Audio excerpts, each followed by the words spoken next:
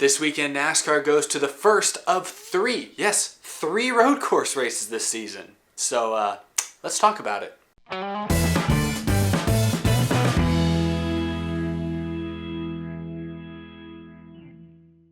How's it going, everybody? My name is Eric and welcome to Out of the Groove. We're back after the off weekend. If you missed my last episode, you can check it out right there. But today we got some exciting stuff to talk about. We got to talk about picks and predictions for Sonoma, which, like I said, is the first official road course race of the Cup Series season. So you might have some new names to talk about there. This is an important race. In a lot of ways, this race is similar to a Talladega or a Daytona in that there are a lot of names, a lot of drivers and teams that maybe we don't typically talk about on your average race weekend that now potentially have a real shot of winning and maybe spoiling this playoff party we got. Gone mostly are the days of road course ringers and road course specialists who would come in and race these races and would be really good. We don't see that too much nowadays. If you look at the last couple of years at Sonoma, you got like Kevin Harvick, Kyle Busch winning races, Carl Edwards. Those drivers obviously are big name drivers in top equipment, so we don't really see the road course ringers come into play too much, but there's still some drivers who are better at road courses than others and definitely deserve to be talked about. So let's get into some of our top picks. Starting off as per usual, I'll begin with my big three predictions. Firstly, I'll start with the boring pick, Kevin Harvick. Kevin Harvick has been mentioned at pretty much every race this year, and for good reason. He's won 5 races this year, but if you look at Sonoma specifically, he's got some pretty darn good stats here. Not only did he win the race here last year, so he's the most recent Sonoma winner,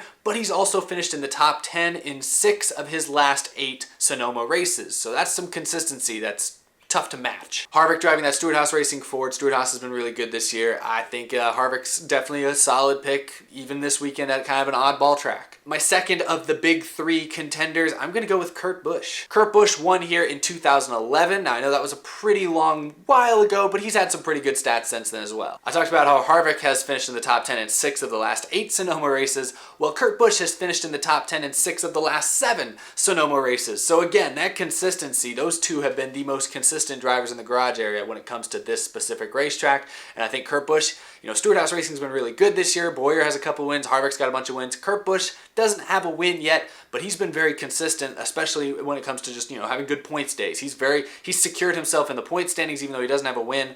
This could be the week that he breaks through and gets a victory. He did it in 2011. He's been very good since then. Kurt Busch, a solid pick. But neither of those 2 drivers I just mentioned are my actual pick for this race. My actual pick for this race is the third of my big 3, and that is Clint Bowyer. I know, 3 Stewart-Haas Racing cars is my big 3. I think that team's definitely the favorite this week. But I'm going with Clint Bowyer as my pick. He won this race in 2012, back when he was still driving for MWR.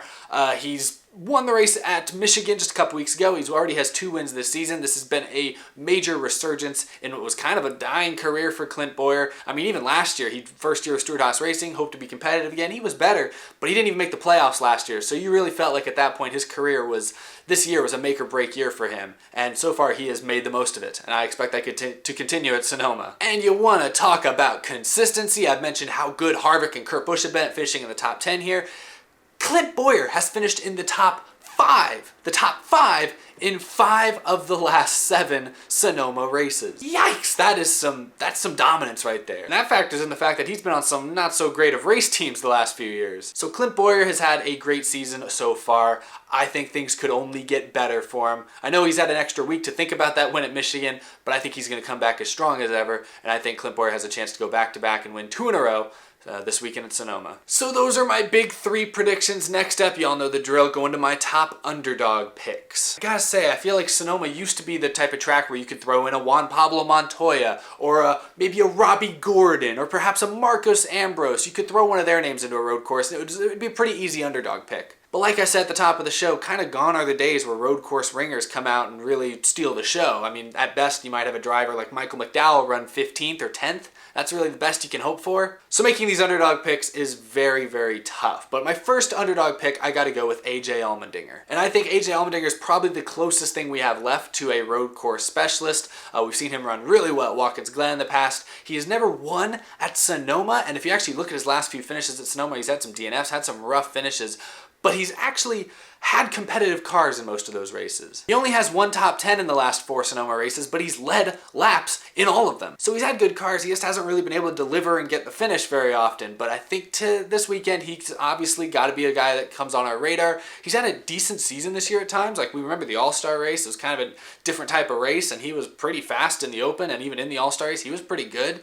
So maybe that team's better than usual this year, so Allmendinger could be a guy to watch out for this weekend. I really had to go out on a little bit of a limb here for these other underdog picks. My second underdog, I'm going to go with Ryan Blaney. And I think soon there's going to come a point where Ryan Blaney won't be considered an underdog, but he only has one career win, and it was over a year ago, so he's still an underdog until he can be more consistent. But if you look at last season, driving for the Wood Brothers, he finished 8th place at both Watkins Glen and Sonoma, the 2 road courses on the schedule, and I think that says something about his driving skill. He didn't have the best car in either race. He's definitely not my pick to win this weekend, but he could be a solid top 10 threat, which, you know, Ryan Blaney at most tracks is a top 10 driver. Sonoma, maybe he has a chance at a top 5. I don't know. He's in better equipment than he probably was last year, so that's maybe a reason to be optimistic. I'm going to pick him as an underdog just because there's literally nobody else. Like I mentioned, like a Michael McDowell or Casey Kane, but Casey Kane, they just fired his crew chief, so I really don't know what to expect from those small teams. You know, they might run 15th, but I don't think they even have a chance of winning. I think at least Blaney has a chance of winning this race. My third and final underdog pick is another Ryan Newman. And now Ryan Newman's an interesting pick because while he's never won at Sonoma, he has an average finish here for his career, and he has a long career. He has an average finish here of 12.5, which, hey, that's not too bad. And if you look at the last 5 years, the last 5 races at Sonoma, he's finished in the top 15 in all of them. So that's not too bad either. He's got a couple top 10s mixed in there. Again, Ryan Newman probably not a major threat to win this race, but he's a guy that, you know, we typically see run 10th to 15th oftentimes. He's a guy that could sneak in there, get a top 10 run, maybe a top 5 run if things go his way. So Ryan Newman's definitely a guy you got to keep your eye on. So yeah, there you have it. Those are my underdogs. Like I said, kind of tough to pick, kind of tough to really pin down. I don't feel super confident in any of those 3 underdogs I just named, but they're people you should definitely keep your eye on. And there's probably some others out there too, but those are the ones you should probably keep the closest watch on. So now, lastly, I got to talk about my biggest potential disappointment. And I actually have 2 drivers for this that I couldn't really decide who I wanted to be as the number 1, so I'm just going to kind of throw both their names out. Eric Jones and Eric Almirola. The Erics. Eric Jones is an easy disappointment pick. I mean, he's only had 1 cup race at Sonoma, but it was last season. He started 30th and finished 25th, so yeah, that's not a good look. Didn't exactly make a great first impression with this racetrack, especially for a guy who we all think is a top 15 driver and is in top 15, top 10 equipment. Yeah, you should expect better than that, and unfortunately, I don't really expect better than that this weekend. Eric Almirola, I'm also kind of iffy-ish. I know he's on Stewart-Haas Racing, and I picked the other 3 Stewart-Haas Racing cars as my top 3 picks, so this is maybe a little ironic. But Eric Almirola, in his 5 races here with Richard Petty Motorsports, he only has 2 top 20s, and his average finish in his whole career at this racetrack is 23rd. So I definitely think he'll run better than 23rd with Stewart-Haas Racing in that 10 car like he's done all season long. He's overachieved, I think, compared to the way he's run and the way the 10 cars run in the past. But to expect him to be a top 5 or even a top 10 threat, I think would be pushing it.